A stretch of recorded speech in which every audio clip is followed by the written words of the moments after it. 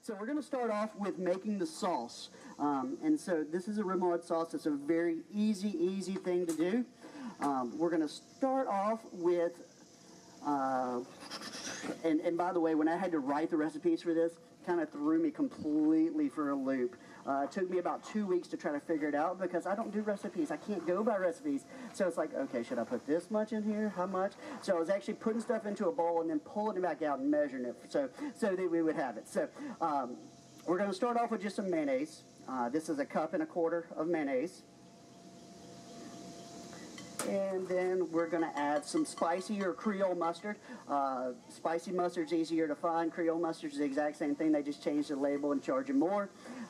We don't want to do that, so we just got some spicy mustard. And it can be any type of brand or anything like that. I'm not picky. I normally just go with whatever's on sale. So then the next thing we're going to put in is going to be your minced horseradish.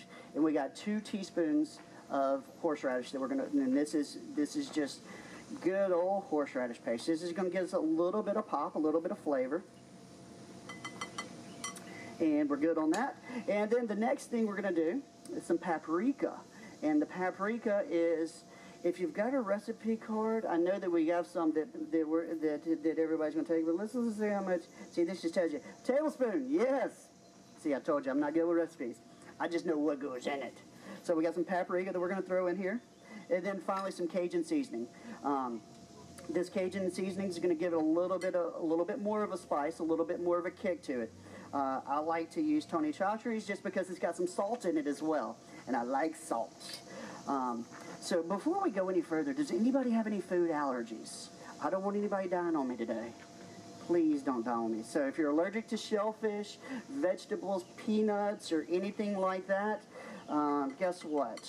I'm sorry you can't eat today. So, yeah, I know. Or you can eat, you just can't eat with this stuff, or at least, I'm not going to be responsible for it. So all we're going to do is just simply just mix this together. Yeah. Yeah. Yeah. Y'all are quiet today.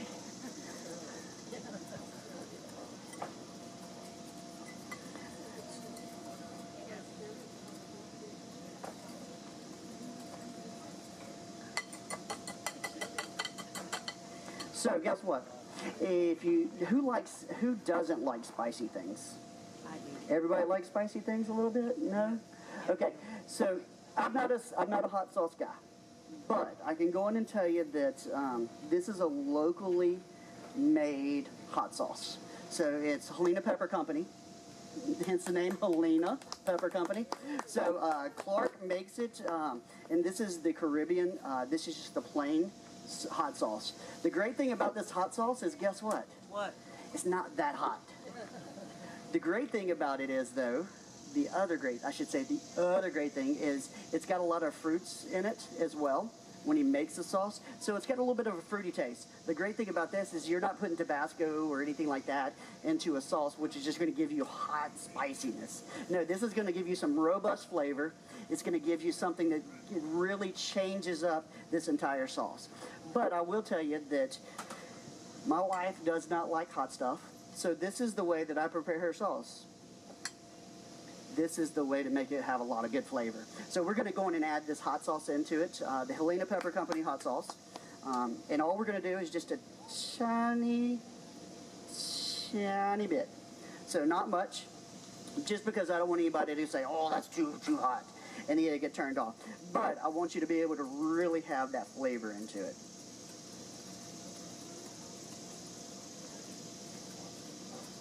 We're done. Sauce is made. Was that easy, quick? Yeah. Pretty simple? But guess what? If you didn't have that 5 minutes to do that sauce, you could really just go to the Publix and buy it. Prefer you not to, but it's there if you can. So the next thing that we're going to do is we want to get down to the crux of the matter. We like to fry. Frying is good. We're in the South. We're supposed to fry things, right? Why? So why not fry tomatoes? So simple batter for you to make. Cahaba Brewing, obviously, another local thing. As you can see, I like to promote things that are local. I have no just so everyone knows, I'm not a paid spokesperson for any company that I promote. I just like to do it because these are the things that I believe in. I want to have local things, and I want to have things that have great flavor. So Cahaba Brewing is a great beer to drink, but also to cook with. And then the Helena Pepper Company's sauce is great.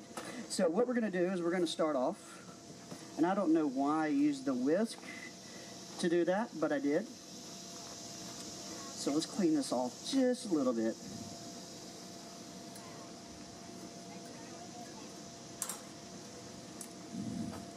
So got a cup and a quarter, cup and a half, cup or so flour. I didn't measure it, I just dumped it in.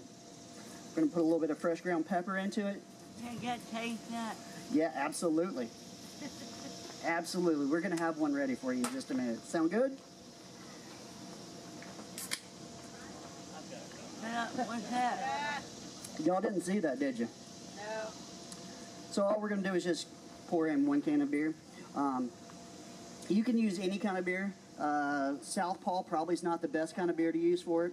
If everybody's in the late 90s knows some Southpaw, not a good one to use. Natural Light's probably not a good beer to use. We want to use a beer with good flavor. Nice, simple, easy ale. I like to use this blonde ale because it is light.